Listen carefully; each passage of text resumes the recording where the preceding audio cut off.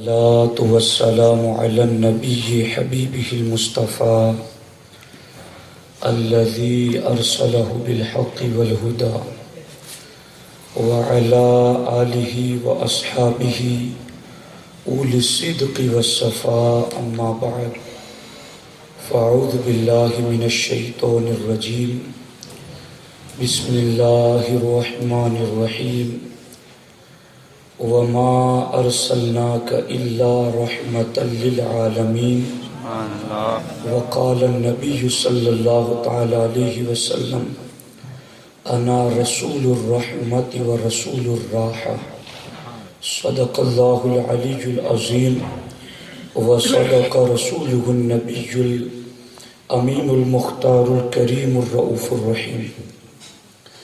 لائق صد احترام معزز و مکرم علماء کرام، حاضرین و حاضرات محفل میلاد، السلام علیکم ورحمۃ اللہ وبرکاتہ۔ وعلیکم السلام ورحمۃ اللہ وبرکاتہ۔ آئیے ہم اور آپ مل کر انتہائی احترام و عقیدت کے ساتھ اپنے اور ساری کائنات کے مرکز عقیدت آقائے دو جہاں حضور احمد مجتبی محمد مصطفیٰ ارواحنا فدا صلی اللہ علیہ وسلم کی بارگاہ میں اپنی غلامی کا ثبوت دیں، اور جس طریقے سے میں پڑھا ہوں میرے ساتھ مل کر عقیدت و محبت میں ڈوب کر باادب بآواز بلند نذران درود پیش کریں: الصلاة والسلام علیک یا رسول اللہ، الصلاة والسلام علیک یا حبیب اللہ،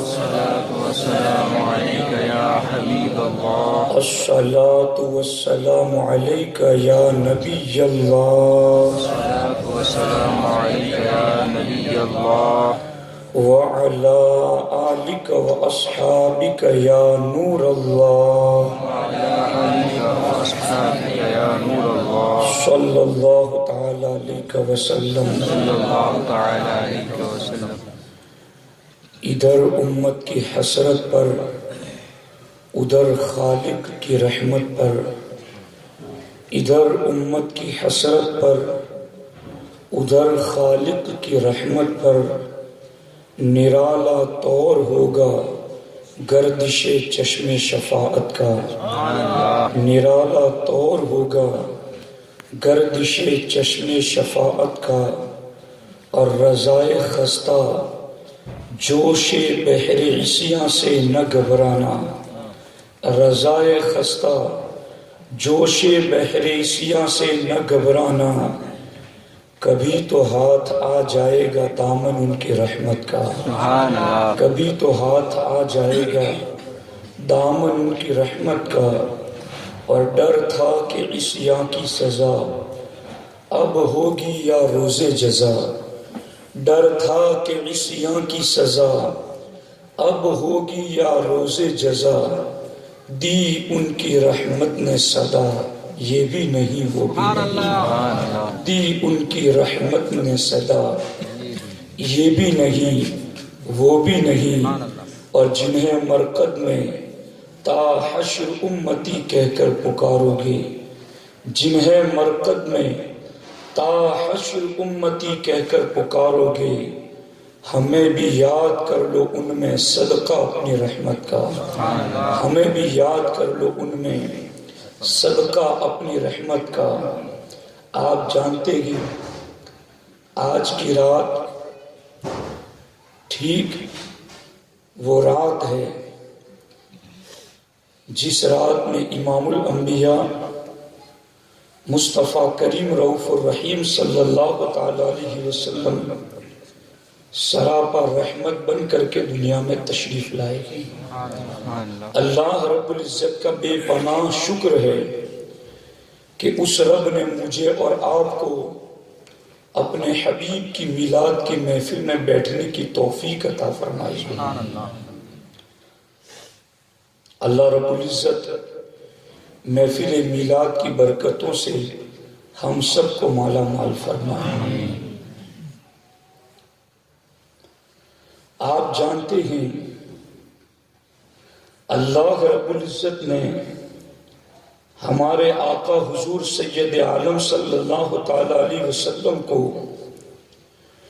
بے شمار عظمتیں اور شانیں عطا فرمائی ہیں، اور اللہ رب العزت نے ہمارے آقا حضور سید عالم صلی اللہ تعالی علیہ وسلم کو جو شانیں عطا فرمائی گئی، ان شانوں میں ایک بہت بڑی شان یہ ہے کہ اللہ رب العزت نے ہمارے آقا علیہ السلام کو رحمت للعالمین بنایا گیا۔ اللہ کے رسول مصطفیٰ کریم رؤوف الرحیم صلی اللہ علیہ وسلم کا وجود مقدس یہ ایک ابر کرم کی حیثیت رکھتا گئی، جس ابر کرم سے برسنے والی بوندوں پر صرف میرا اور آپ کا کی گزارا نہ کی گئی، بلکہ کائنات کا ہر طبقہ اور ہر طبقے کا ہر فرد اور ہر فرد کی ہر سانس میرے آقا کی در رحمت سے گزر لگی گئی۔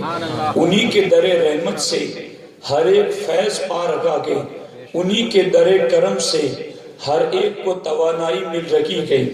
آپ دیکھیں تو صحیح، یوں تو اللہ رب العزت نے ہمارے آقا کو اتنی خوبیاں عطا کی گئی کہ اگر ان خوبیوں کو بکھیر دیا جائے تو کم و بیش 1,24,000 انبیاء کرام کے وجود تیار ہو جاتے ہیں، اور کم و بیش 1,24,000 انبیاء کرام کے کمالات کو سمیٹا جائے تو وجود محمدی چمکتا ہوا نظر آتا ہے۔ اللہ رب العزت نے ان گنت کمالات کے اندر ہمارے آقا علیہ السلام کو بلا شبہ کمال اور عروج عطا کیا گئے، لیکن آؤ آج کی اس محفل کے اندر ہم ایک ایسے وصف پر گفتگو کریں گے جو وصف اتنا عظیم ہے کہ جس وصف کا ذکر کر لیا جائے تو بے شمار وصف اسی وصف کے دامن میں چمکتے ہوئے نظر آتے گئے۔ آپ جانتے گئے، ہم بارہا قرآن کی آیت پڑھتے گئے، وَخَاتَمَ النَّبِيِّينَ، اللہ نے ہمارے نبی کو خاتم النبیین بنایا گئے، لیکن صوفیہ ارشاد فرماتے گئے اللہ نے ہمارے نبی کو صرف نبوت اور رسالت کا ہی خاتم نہیں بنایا، بلکہ ہر وصف کمال میں اللہ نے ہمارے نبی کو منصب خاتمیت عطا فرمایا ہے۔ آپ دیکھیں تو صحیح، میرے آقا علیہ السلام کی شان رحمت للعالمین اتنی عظیم فضیلت رکھتی ہے۔ آج میں اور آپ اس مختصر محفل میں بیٹھ کر کے اپنی گناہ آلود زبان سے اور گناہ آلود کانوں سے اس وصف رحمت للعالمین کو کیا بیان کر سکتے گئے، اور ہمارے گناہ آلود کان اس کی لذت سے کیسے شرشار ہو سکتے گئے۔ آؤ ایک ایسی محفل کی بات سناؤں، ایک ایسے اجتماع کی بات سناؤں، ایک ایسے جلسے کی بات سناؤں جس جلسے میں جتنے بھی موجود تھے وہ سب کے سب گناہوں سے پاک تھے۔ جس جلسے میں جتنے بھی موجود تھے یا تو ان میں سے ہر ایک اللہ کا رسول تھا یا اللہ کا نبی تھا یا اللہ کا فرشتہ تھا۔ وہ ایسی محفل تھی جس کا ہر مندوب اللہ کا نبی تھا، جس کا ہر مندوب اللہ کا رسول تھا، جس میں موجود ملائکہ کی جماعتیں تھی۔ آج ہم دیادرہ کی سرزمین پر اس خطے پر بیٹھ کر کے مصطفیٰ کریم کی وصف رحمت للعالمینی کو سن رکھے گئے۔ آؤ ایک ایسی جگہ کی بات سناؤں جس جگہ کے بارے میں رب ذوالجلال نے قرآن میں ارشاد فرمایا الذی بارکنا حولہ، یہ زمین وہ ہے جس کے ارد گرد اللہ نے برکتیں رکھی ہے۔ وہ زمین جہاں اجتماع ایسے پاک لوگوں کا قائم ہوا ہے، جہاں سینکڑوں انبیاء کرام کے مزارات موجود ہیں، جو جگہ سینکڑوں انبیاء کرام کی ہجرت کا بھی ہے، وہ کون سی جگہ ہے؟ وہ مسجد اقصی کی جگہ ہے، وہ بیت القدس کی جگہ ہے، وہ قبلہ اول کی جگہ ہے۔ وہ کب اجتماع منعقد ہوا تھا؟ آپ احادیث طیبہ اٹھا کر دیکھیں، شب اسراء وہ رات جلوگر ہوتی ہے۔ ہر نبی نے اپنے دور میں تمنا کی تھی الہ العالمین ایک مرتبہ تیرے حبیب کا جلوہ دکھا دے۔ آج رب ذوالجلال نے حکم دیا گئے از آدم تا عیسیٰ سارے نبی بیت المقدس میں جمع ہو جاؤ، آج تمہیں میرے حبیب کا دیدار کرایا جائے گا۔ آج آمنہ کے لال کی زیارت کو کی. ہر نبی بیت المقدس میں انتظار میں بیٹھے کہ اہل سنت و جماعت جس ساعت سعید کے انتظار میں ہم کئی دنوں سے محفل سجا کر بیٹھے کہ کب وہ گھڑی آئے گی جس گھڑی آمینہ کا لال چل وگر ہوا, کب وہ وقت آئے گا جس وقت امام الانبیاء چل وگر ہوئے کہ اس ساعت سعید کا انتظار صرف میں اور آپ ہی نہیں کر رکھے کہ مسجد اقصی کی تاریخ اٹھا کر دیکھے.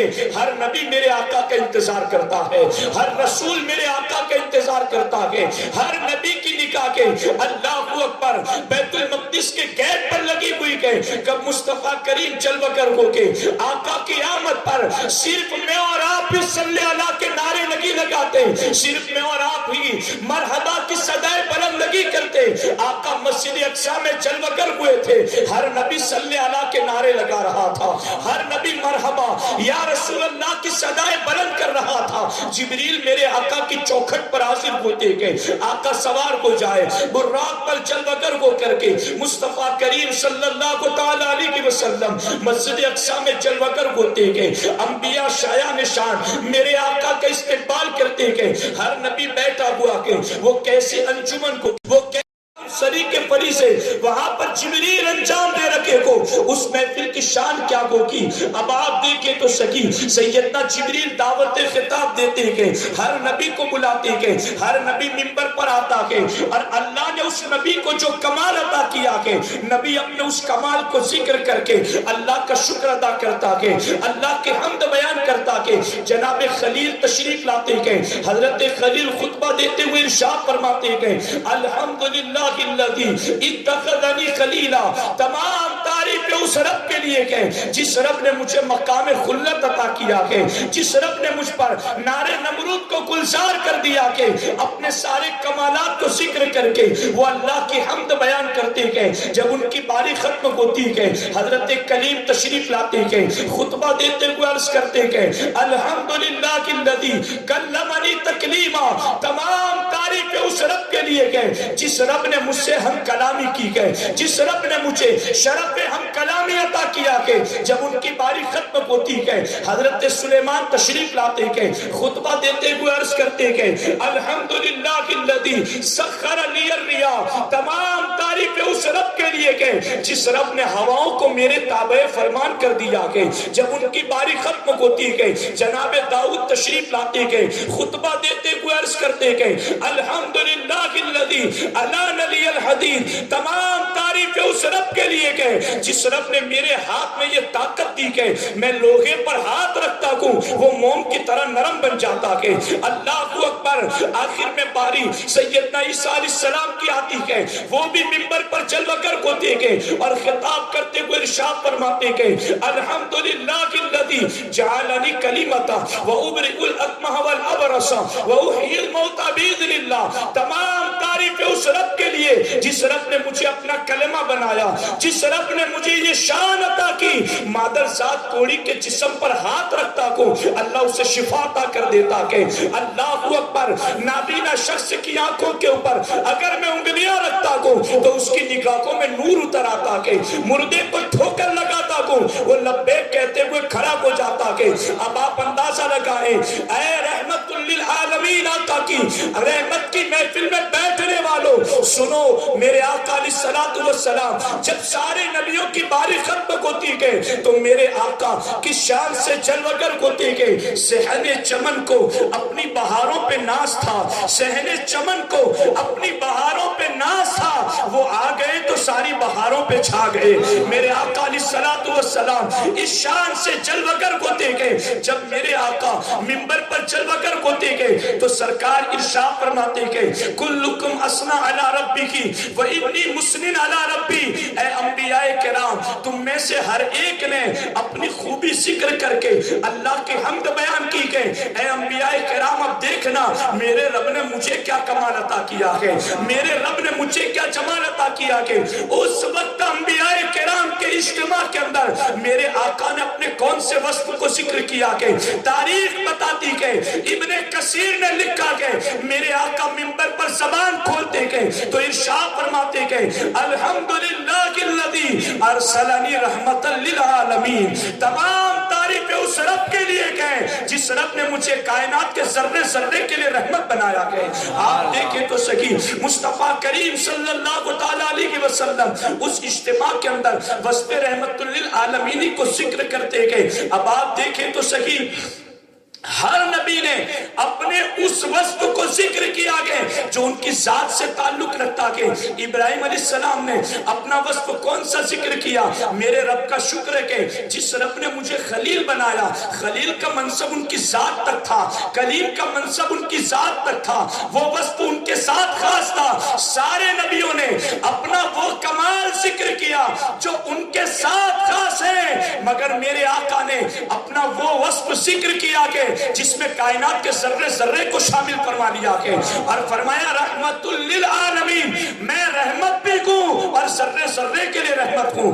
اب آپ دیکھیں تو صحیح باقی انبیاء کرام کی شان یہ کہ توجہ کے ساتھ اس بات کو سننا, قرآن مقدس کے الحمد کی الف سے لے کر والناس کی سین تک میرا بہت ناقص مطالعہ کے بہت کم علم آدمی کو, مگر اپنے ناقص مطالعے کے مطابق یہ بات عرض کرتے ہوئے کوئی بات محسوس نہیں کر رہا ہوں. پورے 30 پارے اپنی نظر میں رکھ کر کے میں آپ کے سامنے یہ بات عرض کرتا ہوں.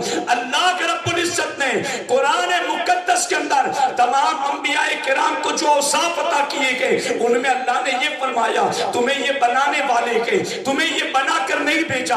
اس طریقے کی باتیں اللہ نے قرآن میں ذکر کی گئے. تو آپ قرآن دیکھیں, اللہ نے حضرت آدم کے حوالے سے فرمایا انی جاعل فی الارض خلیفہ, اے آدم ہم تمہیں زمین میں خلیفہ بنانے والے کے, یہ نہیں کہا کہ خلیفہ بنا کر بھیجا کے, یہ نہیں کہا آسمان میں خلیفہ بنایا کے, بلکہ کہا خلیفہ بنانے والے کے اور زمین میں بنانے والے کے. حضرت ابراہیم علیہ السلام کی بات آئی, اللہ نے قرآن میں فرمایا انی جاعلک للناس اماما, اے ابراہیم ہم تمہیں لوگوں کا امام بنانے والے کے اور لوگوں کا انسانوں کا امام بنانے والے کے. حضرت داؤد کی بات آئی, اللہ نے قرآن میں ارشاد فرمایا یا داؤد انا جعلناک خلیفۃ فی الارض, اے داؤد ہم نے تمہیں زمین میں خلیفہ بنایا کہ. اب آپ دیکھیں تو صحیح بنانے والے کے, زمین میں بنانے والے کے, یا صرف زمین میں بنایا کہ یا صرف انسانوں کے لیے بنایا کہ, مگر پورا قرآن پڑھ جاؤ اللہ نے جہاں جہاں میرے آقا کے کمالات ذکر کیے کہ کہیں اللہ نے یہ نہیں کہا محبوب تمہیں بنانے والے کے, بلکہ جو وصف ذکر کیا گئے اللہ نے یہی کہا محبوب تمہیں یہ بھی بنا کر بھیجا کے, یہ بھی بنا کر بھیجا کے, یہ بھی بنا کر بھیجا کے. انا ارسلناک شاہدا ومبشرا ونذیرا وداعیا الی اللہ باذنہ وسراجا منیرا, محبوب تمہیں چمکتا ہوا آفتاب بنا کر بھیجا کے, تمہیں داعیا الی اللہ بنا کر بھیجا کے, تمہیں سراجا منیرا بنا کر بھیجا کے. محبوب وما ارسلناک الا رحمت للعالمین, محبوب تمہیں سراپا رحمت بنا کر بھیجا ہے.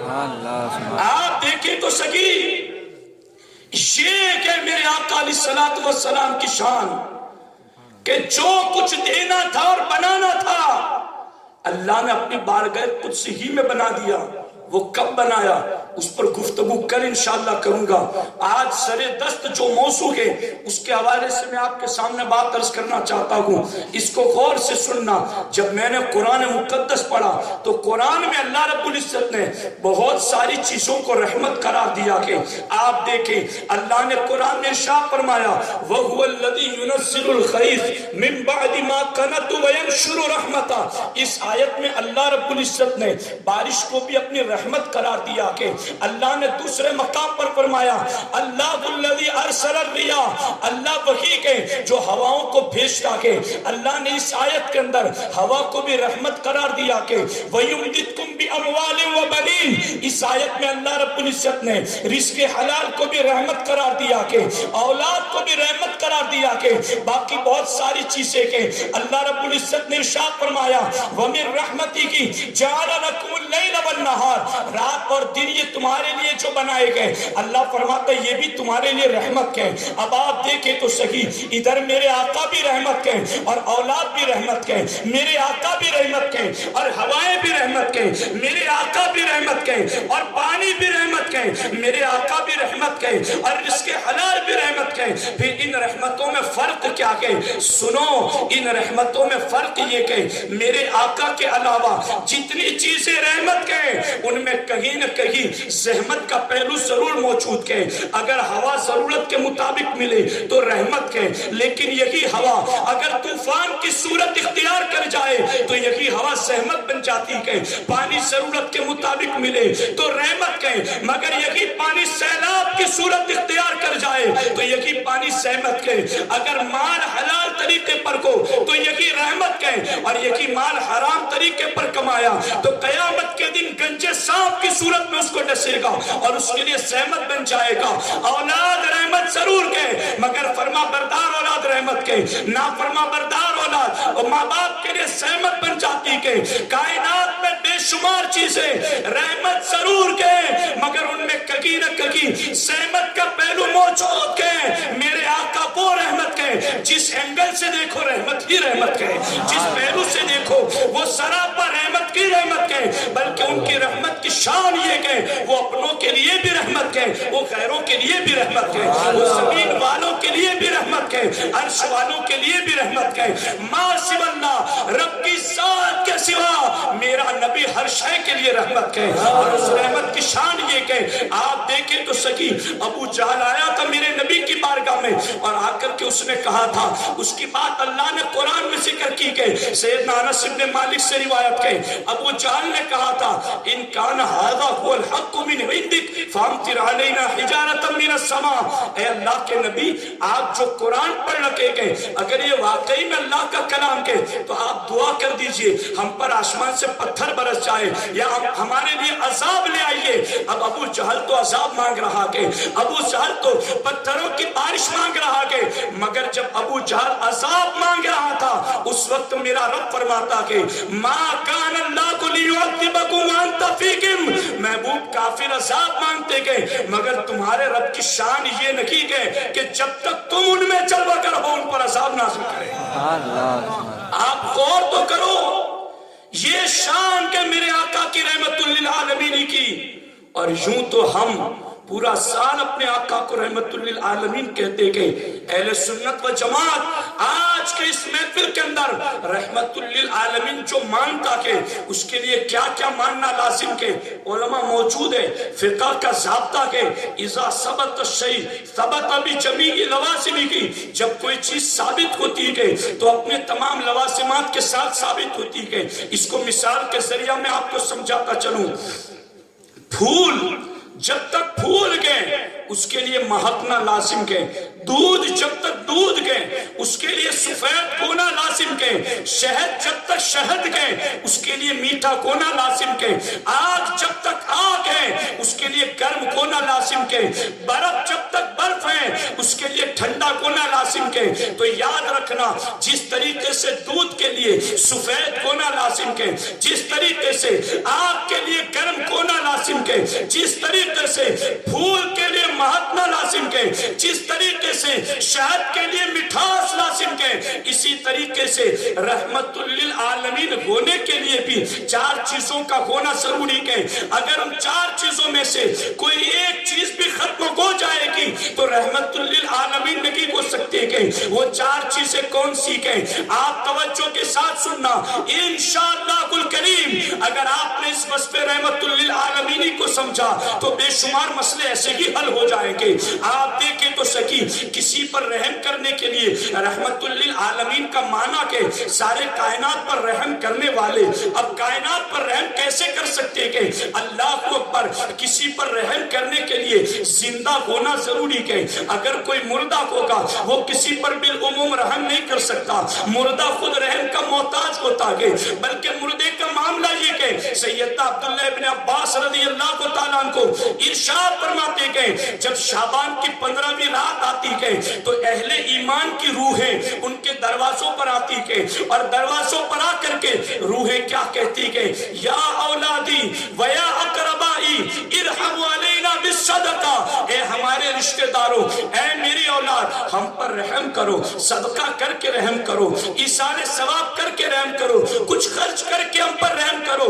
مردوں کی روح رحم طلب کرتی کہ اس سے پتہ چلتا کہ مردہ کسی پر رحم نہیں کر سکتا بلکہ مردہ رحم کا خود محتاج ہوتا کہ اب اللہ اکبر آپ دیکھیں تو سکی اللہ کے رب العزت نے ہمارے نبی کو رحمت للعالمین بنایا کہ اور میرے آقا یقیناً کائنات پر رحم کرتے گئے تو پھر میرے آقا آج بھی قبر انور میں زندہ ہے اس لیے کہ مردہ کسی پر رحم نہیں کر سکتا رحم کرنے کے لیے زندہ ہونا ضروری ہے میرے آقا رحمت للعالمین بھی گئے اور قبر انور میں آج بھی زندہ گئے اور یاد رکھو اللہ اکبر کسی پر رحم کرنے کے لیے صرف زندہ ہونا کی ضروری نہیں ہے ایک انسان ایسا تھا جس پر ظلم کو رہا تھا جسے کوئی پٹ رہا تھا جسے کوئی مار رہا تھا وہ بھاگ کر کسی کے پاس گیا مجھ پر رحم کرو میری مدد کرو سامنے والا بندہ تیار ہے میں تجھ پر رحم کرنے کے لیے تیار ہوں مگر بتا تو سکی میں تجھ پر رحم کیسے کروں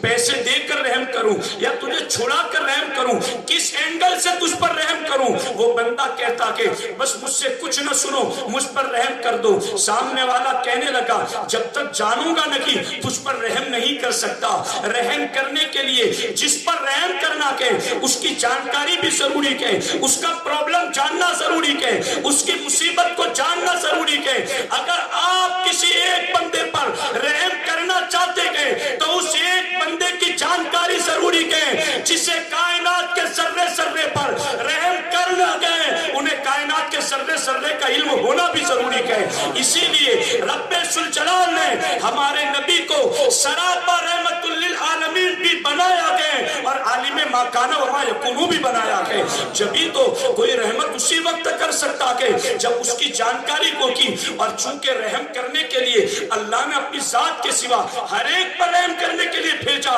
تو رحم اسی وقت کریں گے جب جس پر رحم کی جا رہی ہے اس کا علم تو ہونا چاہیے اب آپ دیکھیں تو سکی میرے آقا علیہ الصلوۃ والسلام جہاں رحمت للعالمین گئے وہیں پر میرے آقا علیہ الصلوۃ والسلام اپنی قبر انور میں زندہ بھی گئے عالم ما کان و ما یکون بھی گئے لیکن یاد رکھو کسی پر رحم کرنے کے لیے صرف زندہ ہونا ہی ضروری نہیں ہے صرف علم ہونا ہی ضروری نہیں ہے بلکہ ایک پوزیشن یہ بھی آتی ہے ایک بندہ ایسا کہ اتنا کمزور ہے مشکل سے اپنی جگہ سے چل نہیں سکتا اس پر جرم لگ گیا مقدمہ چل گیا اس نے فلاں کو قتل کیا کہ جرم ثابت ہو گیا حکم دے دیا گیا اس کی پھانسی کا اب جب اس کو لے کر جانے لگے لوگ اسے دیکھنے کے لیے آئے اس نے لوگوں سے کہا لوگوں تم جانتے کو میں نے جرم نہیں کیا میں نے کسی کو قتل نہیں کیا مجھے بلا جرم کے پھانسی دی جا رہی ہے مجھ پر رحم تو کرو لوگوں نے کہا ہم جانتے کہ تم مجرم نہیں کہ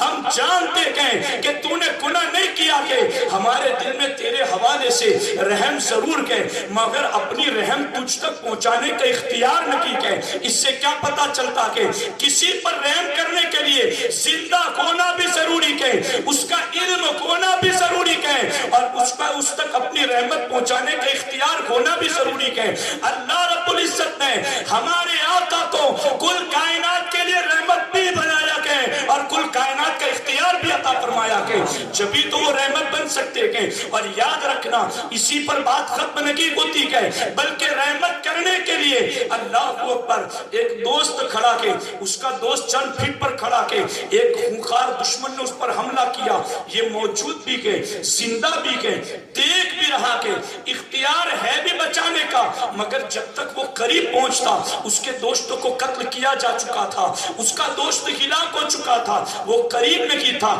اس لیے اس پر رحم نہیں کر سکا رحم کرنے کے لیے جو چوتھی چیز ضروری ہے وہ قریب ہونا بھی ضروری ہے اب آپ دیکھیں تو سکی اللہ رب العزت نے ہمارے آقا کو کل کائنات کے لیے رحمت بنایا گئے تو اللہ نے کائنات کے ذرے ذرے کے قریب بھی فرما دیا کہ اب آپ دیکھیں تو سکی جس طریقے سے دودھ کے لیے سفیدی لازم ہے جس طریقے سے شہد کے لیے میٹھا ہونا لازم ہے جس طریقے سے آگ کے لیے گرم ہونا لازم ہے اسی طریقے سے رحمت للعالمین ہونے کے لیے زندہ ہونا بھی لازم ہے عالم ما کان و ما یکون ہونا بھی لازم ہے مختار کائنات ہونا بھی لازم ہے اور ہر ایک کی جان سے قریب ہونا بھی لازم ہے آپ دیکھیں یہ ہے میرے آقا علیہ الصلوۃ والسلام کی شان رحمت للعالمین لوگوں نے مسندیں کس ڈالی پیشانیاں گھس کر کے سیاہ کر ڈالی، مگر انہیں حاضر و ناظر کا مسئلہ سمجھ میں نہیں آتا، انہیں عالم ما کان و ما یکون کا مسئلہ سمجھ میں نہیں آتا، انہیں آقا کے زندہ ہونے کا مسئلہ سمجھ میں نہیں آتا۔ ہم کہتے ایک وصف رحمت للعالمین ہی سمجھ لو، ہر مسئلہ سمجھ میں آ جائے گا۔ وصف رحمت للعالمین اتنی جامعیت رکھتا ہے، اس وصف میں اتنا کمال ہے، اگر اس کے کسی ایک گوشے پر ہی گفتگو کی جائے تو اس کے لیے گھنٹوں چاہیے۔ اب آپ دیکھیں میرے آقا علیہ السلام کو رب ذوالجلال نے جو رحمت بنایا ہے، وہ آقا علیہ السلام اپنی گنہگار امت کے لیے کس طریقے سے رحمت ثابت ہوتے ہیں۔ میں دو باتیں عرض کروں گا، دنیا میں آقا کی رحمت کی ایک جھلک دیکھو، آخرت میں آقا کی رحمت کی ایک جھلک دیکھو۔ میرے آقا علیہ السلام صحابہ کی انجمن میں جلوہ کر گئے، میرے آقا ارشاد فرماتے ہیں، اے میرے صحابہ، یوں تو اللہ کا ہر نبی مستجاب الدعوات ہوتا ہے، اللہ کے ہر نبی کی دعا کو اللہ قبول فرماتا ہے، مگر میرے آقا فرماتے ہیں میری امت ہر نبی کو اللہ نے ایک دعا کا حق ایسا عطا کیا کہ نبی جب وہ دعا کرتے کہ اللہ بہت جلد قبول فرماتا ہے۔ میرے آقا فرماتے ہیں میرے صحابہ اگلے تمام نبیوں نے وہ ایک دعا کا جو حق تھا وہ دعائیں انہوں نے مانگ لی کہ مگر اللہ اکبر میرے صحابہ میرے پاس جو وہ دعا کا حق تھا میں نے وہ دعا بچا بچا کر کے رکھی ہے۔ صحابہ عرض کرتے کہ حضور وہ دعا آپ نے کن لوگوں کے لیے بچا کر رکھی ہے اور وہ دعا آپ کس وقت کریں گے؟ میرے آقا فرماتے کہ وہ دعا میں قیامت کے دن اپنی گنہگار امت کے لیے کروں گا۔ آپ دیکھیں تو سکی یہ ہے سراپا رحمت للعالمین، یہ ہے آقا کی رحمت کی شان، اور اندازہ تو لگائیں ان کی رحمت کی شان کیا کہ آج اگر کوئی آدمی کسی مقدمے میں پھنستا کہ کوئی سیاست میں آگے ہوتا کہ اس سے ملاقات کرتا کہ کل کورٹ میں میرے ساتھ آ جانا، تیرے آنے سے میرا مسئلہ حل ہو جائے گا، تیری دو بات کہنے سے میری مصیبت آسان ہو جائے گی۔ اس نے کہا ٹھیک ہے کل 9 بجے مجھے فون کرنا، میں تیرے ساتھ چلوں گا۔ اب وہ بندہ جب فون کرتا گئے وہ گھر میں بیٹھا گئے مگر ایڈریس غلط بتاتا کہ میں تو بمبئی نکل گیا، میں تو بڑودا پہنچ گیا، میں تو سورت پہنچ گیا، میں یہاں چلا گیا۔ اب وہ ایڈریس غلط بتاتا ہے اس لیے کہ وہ بار بار کسی کی سفارش نہیں کرنا چاہتا، اس لیے وہ ایڈریس غلط بتاتا ہے۔ عاشقان مصطفیٰ دنیا کی مصیبت کیسی بھی ہو آخرت کے مقابلے میں بہت کم ہے۔ قیامت کے دن کی مصیبتیں اتنی سخت ہو کہ آج زمین مٹی کی ہے، سورج ایک روایت کے مطابق چوتھے آسمان پر ہے اور سورج کی پیٹھ زمین کی طرف ہے۔ قیامت کے دن مٹی زمین کی نہیں، زمین مٹی کی نہیں ہوگی بلکہ زمین تانبے کی ہوگی، سورج اتنے دور نہیں ہوگا بلکہ سروں کے قریب ہوگا، اور سورج کی پیٹھ نہیں، سورج کا چہرہ زمین کی طرف ہوگا، اور اللہ اکبر تانبا پگھلنے لگے گا، لوگ پسینے میں ہوگے، کوئی ٹخنوں تک، کوئی کمر تک، کوئی گھٹنوں تک، کوئی گلے تک، اور کوئی اسی میں ڈبکیاں لگا رکھا ہوگا۔ ایسا پوزیشن والا دن، ایسا سخت دن، یہ نہ سمجھنا کہ سورج اتنے قریب آ جائے گا تو اجالا بہت رہے گا، نہیں، سورج قریب آ جائے گا، سورج کی گرمی باقی رہے گی مگر سورج کا نور ختم ہو چکا ہوگا، سورج کی روشنی ختم ہو چکی ہوگی۔ اب ایسے دن قیامت کے اللہ اکبر، اس وقت بھی ہمیں اللہ اکبر کسی نجات دہندہ کی تلاش ہوگی۔ یہ ان صحابہ کا کرم تھا جن صحابہ نے میرے آقا سے پوچھ لیا اور ہمارے لیے امید کا سہارا نمودار ہو گیا۔ آپ دیکھیں ایک صحابی بارگاہ رسول میں حاضر ہوتے گئے، حضور قیامت کے دن اگر آپ کو تلاش کرنا چاہوں تو حضور میں کہاں تلاش کروں؟ میرے آقا علیہ السلام ارشاد فرماتے گئے قیامت کے دن اگر مجھے ڈھونڈنا چاہو تو حوض کوثر پر آ جانا، وہاں اپنی گنہگار امت کو جام کوثر پلا رہا ہوگا۔ آپ دیکھیں تو صحیح میرے آقا علیہ السلام فرماتے گئے ایڈریس بھی بتا دیا، قیامت کے دن کی سختیاں تو بتائی بھی تھی مگر اپنا دامن رحمت بھی عطا کر دیا، ملنے کا پتہ بھی بتا دیا اور جام کوثر پلانے کی بشارت بھی دے دی۔ اور یاد رکھنا یہاں ٹھہر کر کے میں وہ روایت ذکر کرنا چاہتا ہوں، علماء اہل سنت بہت مصیبتیں اٹھاتے گئے، بہت تکلیفیں اٹھاتے گئے، نہ جانے جانے کس کس کے تانے سن کر کے بھی وہ دین کے کام میں مسلسل لگے رہتے گئے۔ آپ دیکھیں دنیا میں کچھ جزوی فائدہ ہو گیا تو ہو گیا، حقیقت میں فائدہ میدان قیامت میں ملے گا۔ اور وہ فائدہ کیا ہے؟ امام غزالی ارشاد فرماتے گئے قیامت کے دن جب امت مصطفیٰ کے لوگ حوض کوثر پر پہنچیں گے، میرے آقا فرماتے ہیں میرے صحابہ میرے حوض پر برتن اتنے زیادہ گئے جتنے آسمان پر ستارے چمک رکھے گئے۔ گویا میرے آقا کو آسمان کے ستاروں کی تعداد کا علم بھی گئے اور حوض کوثر کے برتنوں کا بھی علم ہے۔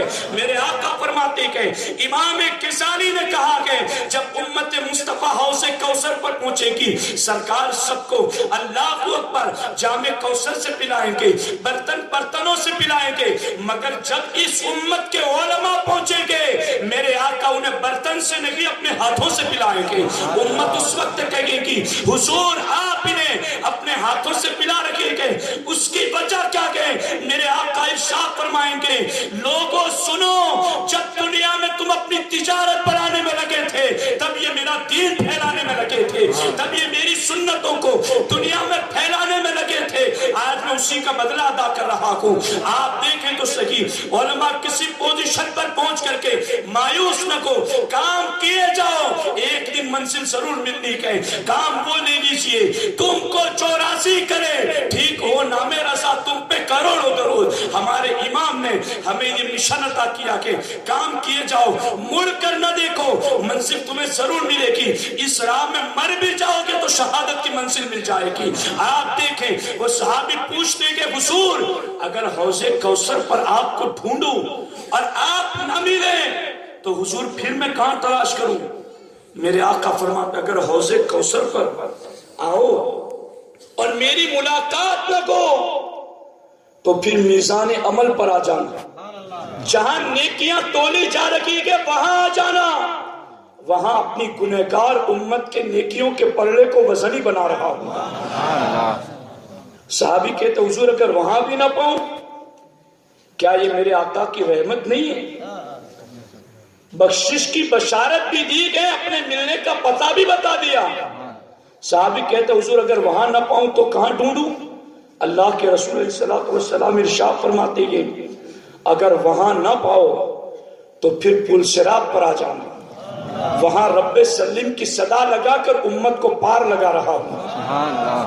پل سے گزارو راہ گزر کو خبر نہ ہو، آقا جبریل پر بچھائیں تو پر کو خبر نہ ہو، آپ ایسے ہمیں گزار دیں۔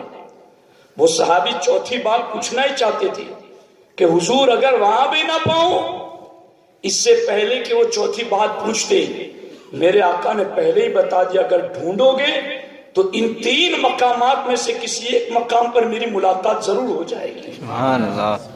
آپ دیکھیں تو صحیح اس نبی کی رحمت کا عالم تو یہ ہے، میرے آقا فرماتے خیرت بین الشفاعہ وبین ان يدخل نصف امتی فی الجنہ، سرکار فرماتے اللہ نے مجھے اختیار دیا کہ میرے حبیب یا تو تم آدھی امت کو بلا حساب جنت میں لے جاؤ یا تم شفاعت کا حق لے لو، دونوں میں سے کوئی ایک چیز لے لو۔ یہاں بھی رب نے اختیار حبیب کو عطا فرمایا ہے، حبیب اختیار تمہیں ہے، دونوں میں سے جس کو چاہو پسند کر لو۔ میرے آقا علیہ الصلوۃ والسلام کی مشیت عرض کرتی کہ الہ العالمین اگر آدھی امت بلا حساب لے کر کے اگر میں جنت میں چلا گیا تو میری آدھی امت میں سے کوئی فرد پیاس پیاس چلائے گا قیامت کے میدان میں، اور میں اسے جام کوثر نہ پلاؤں گا تو میں رحمت کیسے بن سکوں گا؟ اگر میں آدھی امت کو لے کر جنت میں چلا گیا اور میرا کوئی امتی میزان عمل پر واہ محمدہ اور یا محمدہ کی صدائیں لگاتا رہا اور میں اس کی داد رسی نہ کر سکا تو میں رحمت کیسے؟ اگر میں آدھی امت کو لے کر چلا گیا اور پل صراط پر گزرتے ہوئے میری امت نے میری دعائی دی اور میں اس کو رب سلیم کی صدا نہ دے سکا تو میں رحمت کیسے؟ میرے آقا فرماتے میں نے آدھی امت بلا حساب والا سودا چھوڑ دیا، فاخترت الشفاعہ، میں نے شفاعت کو اختیار کر لیا، لأنها عام واقفہ، شفاعت کو اس لیے لیا تاکہ میرے دامن شفاعت میں نیک بھی آ جائے گنہگار بھی آ جائے۔ وہ آقا، وہ حبیب تو پیارا عمر بھر کرے فیض و جود ہی سر بسر، ارے تجھ کو کھائے تپے سقر، تیرے دل میں کس سے بخار ہے۔ وہ آقا علیہ السلام، ان کی شان تو یہ کہ وہ سراپا رحمت کے، ان کی رحمت کی شان تو دیکھو۔ اب یہی میدان قیامت کے آج جلوس نکلتا ہے، اور اس موسم کے اندر لوگوں کے بس چنے ہوئے کچھ سوالات ہوتے ہیں، موسمی سوال۔ عید میلاد آئی تو وہ سوال پھر جائے، حالانکہ علماء اہل سنت سالوں سال سے اس کے جواب دے چکے ہیں۔ 11ویں شریف آئی پھر وہی ان کے مروجہ سوالات، چھٹی شریف آئی پھر وہی سوالات۔ لوگ پوچھتے ہیں یہ جلوس تم نکالتے ہو، یہ جلوس کس نے نکالا، کہاں سے شروع ہوا؟ بہت لمبی گفتگو اس پر نہیں کرنا چاہتا میں، بس ایک بات عرض کرنا چاہتا ہوں۔ آج جو جلوس محمدی میں شریک نہیں ہو رہا ہے، کل قیامت کے دن اسے جلوس محمدی میں شریک ہونا پڑے گا، کل وہ بھی آئے گا، مگر الذین یؤمنون بالغیب، معتبر اسی کا ہوگا جو یہاں شریک ہوتا ہے۔ سبحان اللہ۔ وہ کیسا جلوس ہوگا، وہ کیسا جلوس ہوگا؟ آج میرے اور آپ کے جلوس کی طرح 2-4 ہزار کا نہیں، 10-15 جھنڈوں کا نہیں، 4-5 آدمیوں کے نعت پڑھنے اور نعرے لگانے کا جلوس نہیں۔ یہ جلوس جو اتنا بھی کہ وہ بھی بڑا سعادت والا ہے، آخر یہ جلوس اسی جلوس کے پیچھے تو چل رہا ہے۔ وہ جلوس ایسا باکمال ہوگا کہ قیامت کے دن کی سختی سے لوگ کانپ جائیں گے۔ کأنہ 50,000 سنۃ مما تعدون، ایک دن قیامت کا 50,000 سال کے برابر، لوگ کانپ جائیں گے، مشورہ کریں گے۔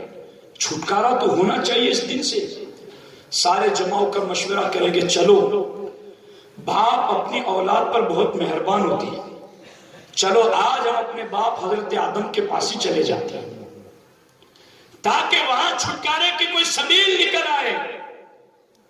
اب سارے لوگ روتے پیٹتے چیختے چلاتے پہنچیں گے در آدم پر، حضرت آدم علیہ السلام کی بارگاہ میں پہنچیں گے۔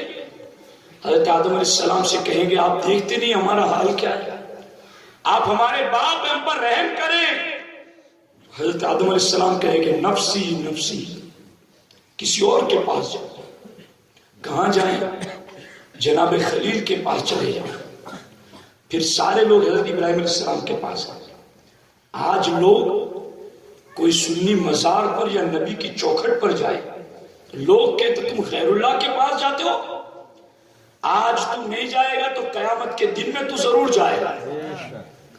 حضرت آدم علیہ السلام کے پاس لوگ جائیں گے، حضرت آدم نے یہ نہیں کہیں گے یہاں بھی شرک کرنے آ گئے، حضرت آدم کہیں گے جاؤ میرے پاس نہیں، جناب خلیل کے پاس جاؤ۔ اب کتنا بڑا جلوس، حضرت آدم سے لے کر عیسیٰ تک کی امت اور امت مصطفیٰ سارے لوگ چل رہے ہیں، جناب خلیل کے پاس پہنچیں گے۔ آپ کو اللہ نے مقام خلت عطا کیا، ان کی شان بیان کر کے کہیں گے ہماری سفارش کر دیں۔ حضرت ابراہیم خلیل اللہ بھی کہیں گے نفسی نفسی، کسی اور کے پاس چلے جاؤ۔ کہاں جائے؟ جناب کلیم کے پاس چلے جاؤ۔ سارے لوگ حضرت موسیٰ علیہ السلام کے پاس، حضرت موسیٰ بھیجیں گے حضرت عیسیٰ کے پاس۔ سب طبیبوں نے دے دیا ہے جواب، آہ عیسیٰ اگر دوا نہ کریں۔ قیامت کے میدان میں سارے روحانی طبیبوں نے جواب دے دیا، آہ عیسیٰ اگر اس وقت صحیح ایڈریس نہ دیتے تو لوگ کتنے پریشان ہوتے ہیں۔ حضرت عیسیٰ علیہ السلام کہیں گے اب میں تمہیں کہیں اور نہ بھیجوں گا، اب وہاں بھیجوں گا جن کے ہاتھ پر اللہ نے شفاعت کی کنجی رکھی ہے۔ جاؤ تم امام الانبیاء کے پاس۔ اب سارے لوگ جائیں گے۔ آپ یہ سوچ رہے ہوں گے یہ جلوس تو بہت بڑا ہوگا، مگر وہاں جھنڈا بھی ہوگا۔ ہاں ہوگا وہاں جھنڈا، اور جھنڈا 1-2 فٹ کا نہیں، وہاں لیواء الحمد والا جھنڈا۔ آدم فمن دونہ تحتہ، حضرت آدم بھی اس جھنڈے کے نیچے ہوں گے، حضرت عیسیٰ بھی اس جھنڈے کے نیچے ہوں گے، ہر نبی اس جھنڈے کے نیچے ہوگا۔ اور وہ لواء الحمد والا جھنڈا ایک روایت کے مطابق جب مولا علی کے ہاتھ میں ہوگا یا میرے نبی علیہ السلام کے ہاتھ میں ہوگا، وہ حمد کا جھنڈا جب مصطفیٰ کریم کے ہاتھ میں ہوگا، سنیو آج تم جھنڈا پکڑ کر کے پڑھتے ہو یا نبی سلام علیکم، آج تم یہ جھنڈا پکڑ کے پڑھتے ہو مرحبا یا رسول اللہ، آج تم اس جھنڈے کو پکڑ کر پڑھتے ہو صلی علیک یا رسول اللہ، تو آج تم یہ جھنڈا پکڑ کے پڑھتے ہو۔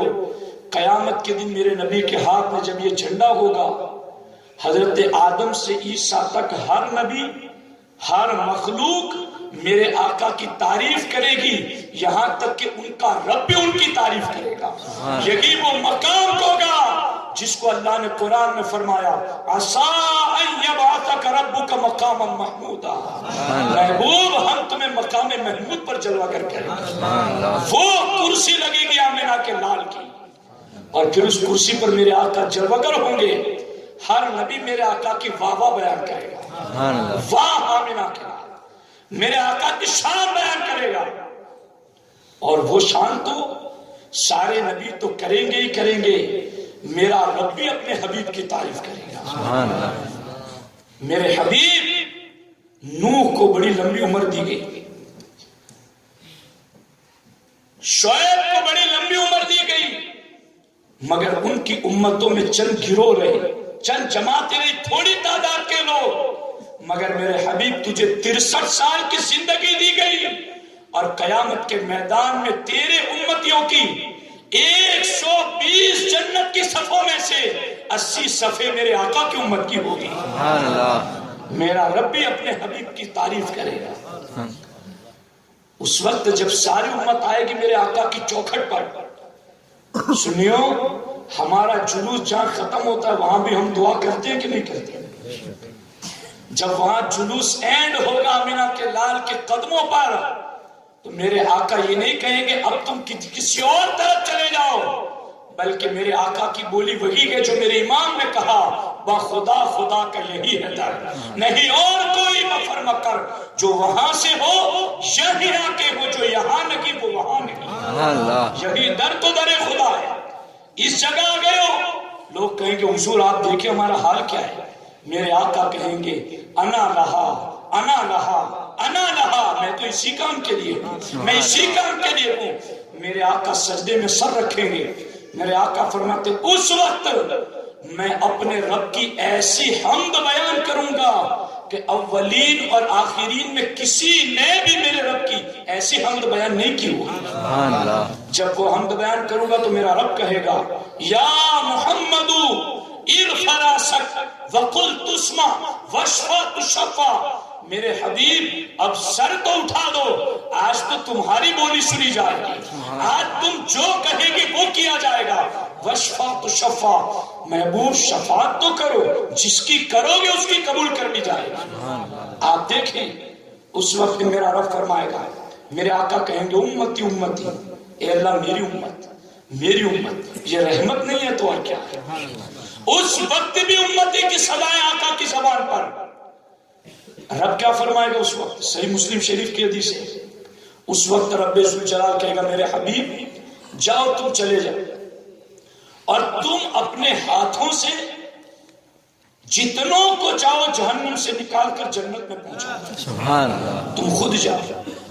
حالانکہ میرا رب چاہتا تو یہ بھی تو کہہ دیتا میرے حبیب تمہیں جانے کی ضرورت نہیں ہے، فرشتے بھیج دیتے، حکم دے دیتے، وہ نکل کے پہنچ جائیں گے، مگر حبیب کو ہی کیوں بھیجا؟ حبیب تم اپنے ہاتھوں سے نکالو، اس لیے بھیجا تاکہ جہنم سے نکلتے ہوئے بھی لوگوں کو پتا چلے جہنم سے نکلے بھی ہیں تو مصطفیٰ کے واسطے سے نکلے، انہیں اس وقت بھی وہاں پتا چلے کہ در حبیب کے فیض سے نکلے ہیں یہاں پر۔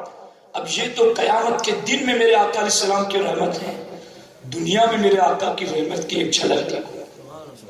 اچھا سارے لوگوں کی جب شفاعتیں ہو جائے اور سارے لوگ جنت کے قید پر پہنچ چکے ہوں گے، مگر دروازہ کسی کے لیے نہیں کھلے گا، بلکہ اس وقت حال ہی ہوگا۔ آج حضرت ادریس علیہ السلام آج جنت میں، غالباً کوئی اور نبی بھی ہے، فرشتے بھی آج جنت میں، حوریں بھی آج جنت میں، مگر قیامت کے دن نبی کو کہا جائے گا آج آپ باہر آ جائیں، اس لیے کہ آج جس کا قدم پہلے داخل ہوگا وہ آمنہ کا لال ہوگا۔ سارے نبی گیٹ پر کھڑے رہ کر کے دولہا کا انتظار کر رہے ہیں، کب آئے گے میرے آقا؟ وہاں مسجد اقصی میں تو ٹک ٹکی لگا کر دیکھ ہی رہے تھے گیٹ پر، جنت کے گیٹ پر بھی انتظار میرے آقا کا ہو رہا ہے، کب آئے گے میرے آقا؟ آئیں گے، سرکار فرماتے انا اول من یحرک حلق الجنہ، سرکار فرماتے میں وہ ہوں جو سب سے پہلے جنت کا پھاٹک کھٹکھٹاؤں گا، اور میں کھٹکھٹاؤں گا تو پوچھے گا فرشتہ من، کون ہے دروازے پر؟ میرے آقا فرماتے میں کہوں گا انا محمد، میں محمد الرسول اللہ ہوں، تو اندر سے فرشتہ کیا کہے گا؟ بس آپ ہی کے تو انتظار میں۔ جب گیٹ کھلے گا اس بات کو سننا غور سے، سنیو، ہم اپنے آقا کی شان کا اظہار کرتے ہیں، اپنے آقا کے گن گاتے ہیں، آقا کی مدحت میں اپنی زبان کو رطب اللسان رکھتے ہیں، وہ آقا جن کی شان یہ ہے۔ ترمذی شریف میں یہ حدیث ہے، میرے آقا فرماتے جب گیٹ کھلے گا، یہ جملہ سن کر کوئی زبان خاموش نہ رہے، میرے آقا فرماتے جب جنت کا گیٹ کھلے گا فَإِذَا الْجَبَّارُ مُسْتَقْبِلِي، اس وقت جنت کے گیٹ پر میرا رب اپنی شان کے مطابق میرا استقبال کرے گا۔ سبحان اللہ، کیسی شان، کیسی شان میرے آقا علیہ السلام کی۔ رحمت کے وہ پرت کھل رکھے گئے، دنیا میں رحمت کی پوزیشن یہ گئی۔ ماں عائشہ صدیقہ رضی اللہ تعالیٰ عنہ بیان کرتی کہ اللہ کے رسول صلی اللہ تعالیٰ علیہ وسلم ایک مرتبہ عشاء کی نماز کے بعد مسجد میں داخل ہوئے، جیسے ہی صحابہ نے آقا علیہ السلام کو دیکھا، ایک آیا، دو آیا، تین آیا، اس طرح سے آتے گئے، مسجد نبوی پوری بھر چکی گئی، اور صحابہ کرام صبح فجر کی اذان ہونے تک صحابہ نماز میں مشغول رکھے، عبادت میں مشغول رکھے۔ جب صبح ہوتی گئی پورے مدینے میں بات ہوا کی طرف پھیل جاتی گئی۔ آج تو رات میں عبادت کا منظر ہی عجیب تھا، ہم سب کے سب مسجد نبوی میں تھے، اور امام الانبیاء بھی رات بھر ہمارے ساتھ جلوہ کرتے۔ جب دوسری رات آئی، ہر ایک کو شوق تھا، کل کچھ لوگ رہ گئے تھے، آج ہم بھی چلے جائیں گے۔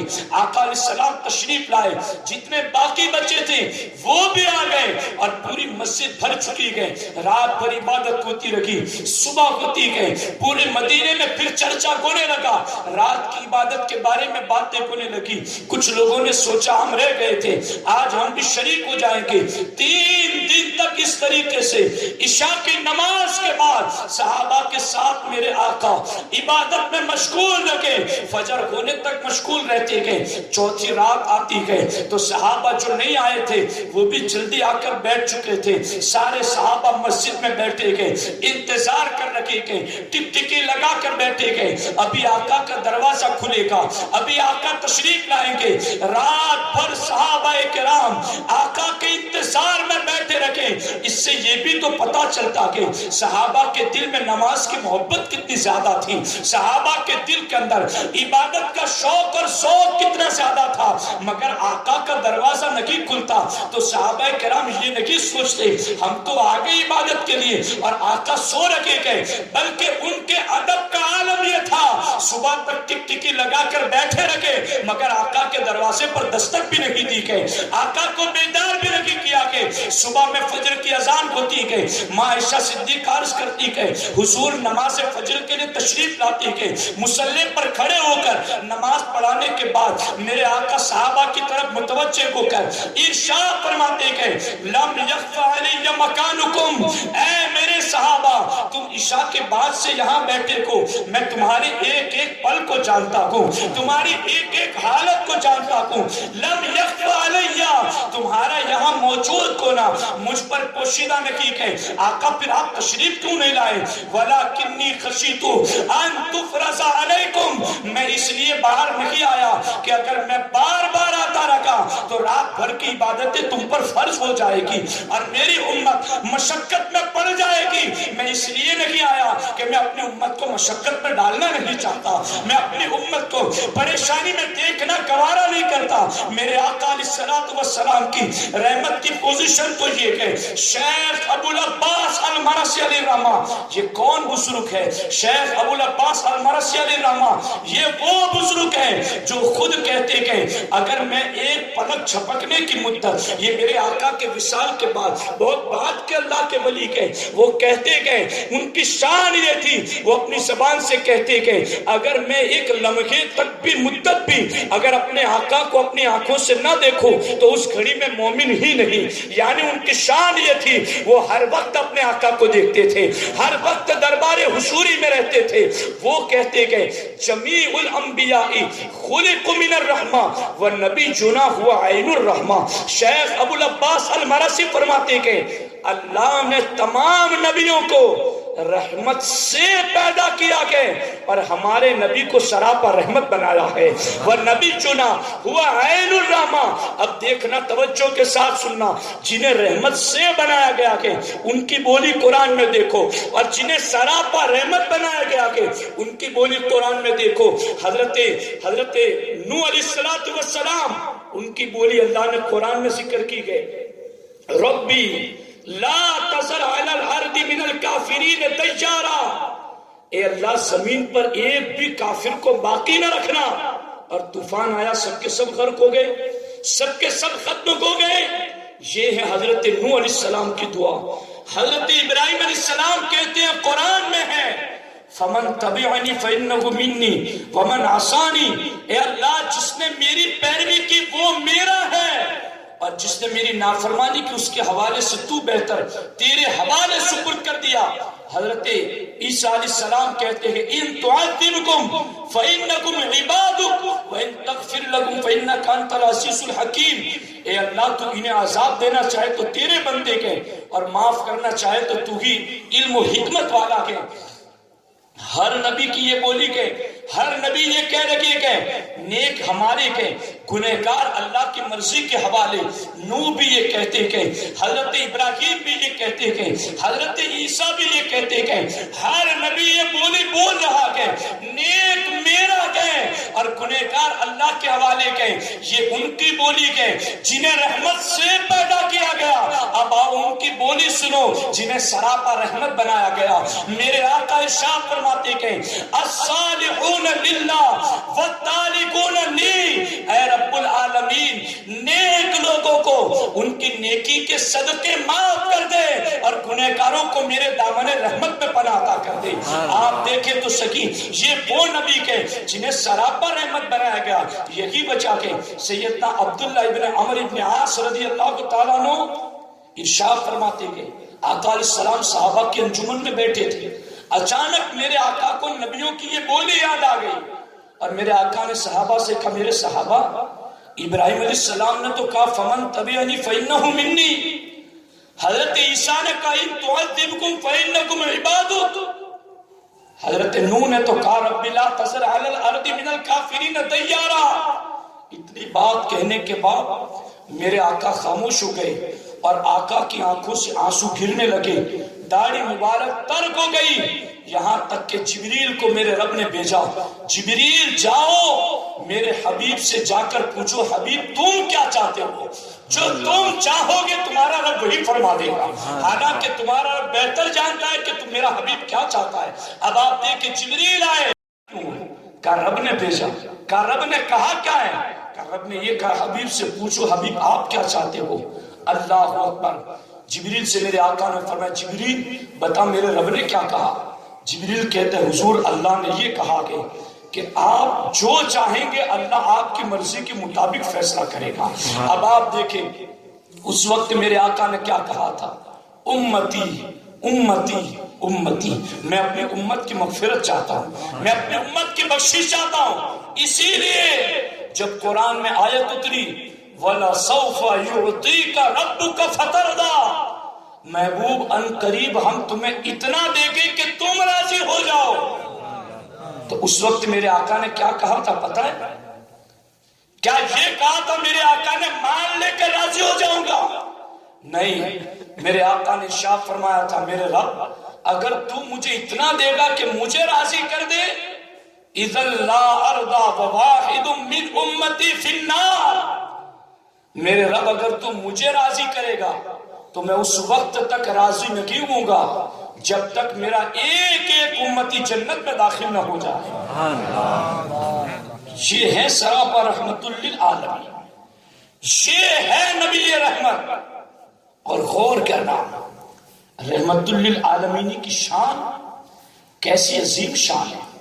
تاریخ کی وہ بات پلٹا کر کے آپ دیکھو، حضرت موسیٰ علیہ السلام نے اپنی قوم کو حکم دیا مال کا چوتھائی حصہ زکوٰۃ نکالو۔ قارون کو بھی کہا گیا چوتھائی حصہ نکالو۔ قارون نے حساب لگایا تو بہت زیادہ مال کا حصہ نکل رہا تھا۔ قارون نے سوچا اتنی آسانی سے سب دے دوں گا تو بہت زیادہ مال نکل جائے گا۔ اس نے ایک پلان بنایا، ایک عورت کو تیار کیا تاکہ وہ بھری محفل میں حضرت موسیٰ علیہ السلام پر بدکاری کا الزام لگائے۔ محفل سجی، حضرت موسیٰ علیہ السلام نے ارشاد فرمایا کیا ہوا، زکوٰۃ نکالنے کے بارے میں کیا کہتے ہو؟ عورت کھڑی ہوئی، الزام لگایا۔ حضرت موسیٰ علیہ السلام وہ نبی تھے جن کی ذات میں صفت جلال غالب تھی، اس لیے میرے آقا جب معراج میں گئے تو میرے آقا نے سنا کہ کوئی اللہ سے کلام کرتا مگر بہت زور زور سے۔ میرے آقا نے فرمایا یا اللہ تجھ سے کوئی کلام کرتا اتنے زور سے؟ کہا یہ میرا کلیم ہے، یہ میرا کلیم ہے۔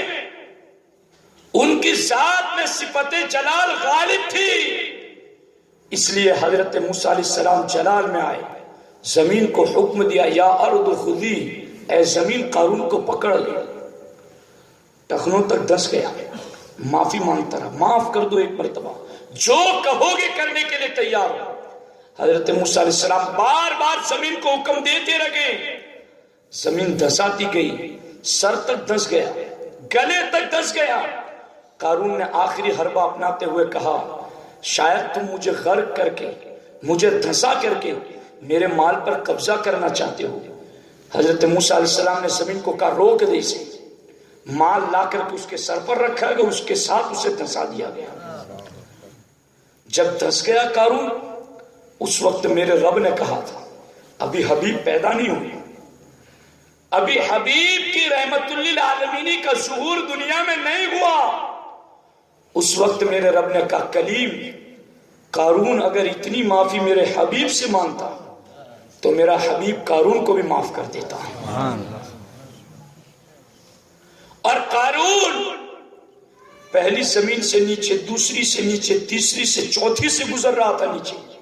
سیر الاولیاء میں حضرت بابا فرید مسعود گنج شکر علیہ الرحمہ ارشاد فرماتے ہیں جب چوتھی زمین سے نیچے گزر رہا تھا تو چوتھی زمین کی مخلوق نے پوچھا قارون اتنا بڑا کیا گناہ کیا تھا جس کی وجہ سے زمین میں دھس رہا ہے؟ کہا اللہ کے نبی موسیٰ کلیم کی شان میں بے ادبی ہو گئی۔ اللہ نے فرشتوں کو حکم دیا فرشتوں اس کو یہیں پر روک دو، اب زیادہ نہ دھسانا، زیادہ عذاب نہ دینا۔ فرشتوں نے کہا الہ العالمین اگر روکنا ہی تھا تو پہلی زمین پر روک دیتا، دوسری پر، تیسری پر روک دیتا، یہ چوتھی پر روکنے کا حکم۔ رب ذوالجلال نے کہا فرشتوں اس لیے کہ چوتھی زمین پر پہنچتے پہنچتے اس کی زبان پر میرے کلیم کا نام آ گیا، اور جس کی زبان پر میرے نبی کا نام آ گیا اب اسے مزید عذاب میں مبتلا نہیں کروں گا۔ اتنی بات کہتے کہتے بابا فرید علی الرحمہ رونے لگے۔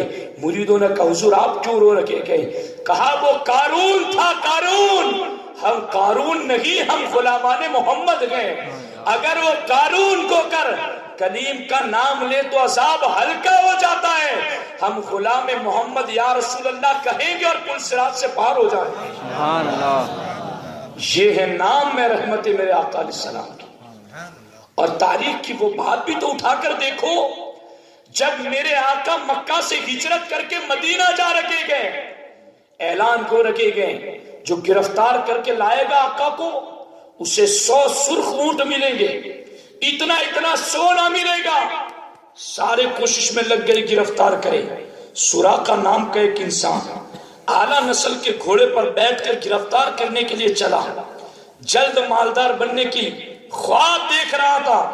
آیا ابو بکر صدیق میرے آقا کے ساتھ تھے، اور کس شان سے، کبھی ابو بکر آگے چلتے، کبھی پیچھے چلتے، کبھی دائیں چلتے، کبھی بائیں چلتے. کسی نے پوچھا ابو بکر یہ بھی کوئی محبت کا انداز گئے؟